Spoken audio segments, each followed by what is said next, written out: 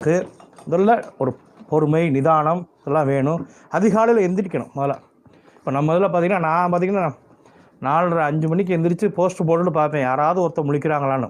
இப்போ பார்த்திங்கன்னா நிறைய பேர் எந்திரிக்கிறதே ரொம்ப டூ லேட்டாக எந்திரிக்காங்க. ஸோ அப்போ நாம் இந்த ஜோதிட கலையை அறிந்து கொள்வதற்கு முன்னாடி முதல்ல இதன் அடிப்படை விஷயங்களை நல்லா தெரிஞ்சுக்கணும். இந்த அடிப்படை விஷயம் சம்மந்தப்பட்டதை நல்லா தரவாக கையில் எடுத்துக்கணும் அப்படிங்கிற பார்க்கும்போது இந்த அடிப்படை சங்கதிகள் சரத்துகள் என்ன அப்படிங்கிறத நம்ம முதல்ல பார்ப்போம்.